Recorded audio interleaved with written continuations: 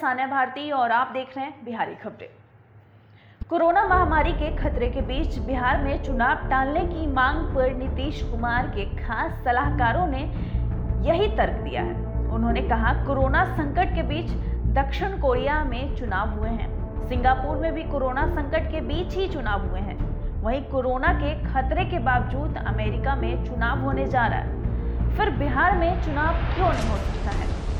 इस बात को लेकर नीतीश के खास अशोक चौधरी का क्या बयान आया, यह हम आपको बता दें। समाचार एजेंसी पीटीआई के मुताबिक नीतीश कुमार के करीबी और बिहार सरकार में मंत्री अशोक चौधरी ने कहा कि दुनिया में बिहार एकमात्र ऐसी जगह है जहां महामारी के बीच चुनाव होने वाले हैं। अशोक चौधरी ने कहा कि हमें लोगों की जान की परवाह है, लेकिन चुनाव एक संवैधानिक जिम्मेवारी है जिस पर चुनाव आयोग के फैसले लेना है। उन्होंने कहा कि जेडीयू को उम्मीद है कि चुनाव आयोग मतदाताओं और चुनाव करने में लगे हैं, लोगों की पर्याप्त सुरक्षा का इंतजाम भी करेंगे। दुनिया भर में कोरोना संकट के बीच बिहार ही एकमात्र स्थान नहीं है जहां चुनाव होने जा रहे हैं।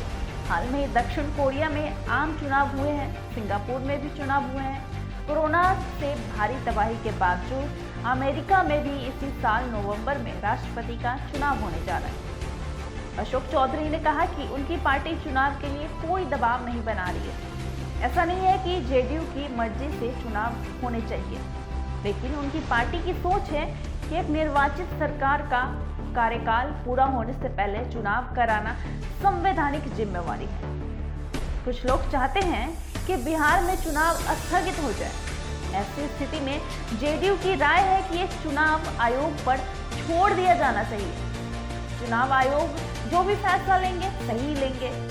अब इन तमाम चीजों को लेकर जेडीयू में चुनाव को लेकर बेचैनी देखी गई। 2 दिन पहले जेडीयू के दूसरे नेताओं ने भी अमेरिका का हवाला देते हुए बिहार में चुनाव कराने की मांग की थी।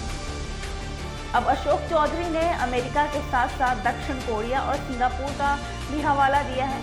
जेडीयू नेताओं के बयानों से उनकी बेचैनी झलक रही है। दरअसल बिहार में कोरोना का खतरा दिन प्रतिदिन बढ़ता ही जा रहा है और इसके साथ ही बिहार विधानसभा चुनाव स्थगित करने की मांग भी तेज होती जा रही है। आरजेडी नेता तेजस्वी यादव कोरोना के खतरे को देखते हुए चुनाव स्थगित करने की मांग कर रहे हैं। तेजस्वी ने कहा कि जरूरत पड़े तो बिहार में राष्ट्रपति शासन लगाया जाना चाहिए। तेजस्वी की मांग के बाद एनडीए में शामिल दल लोक जनशक्ति पार्टी ने भी चुनाव स्थगित करने की मांग कर दी है। इससे चुनाव आयोग पर जो दबाव है वो बढ़ता ही जा रहा है।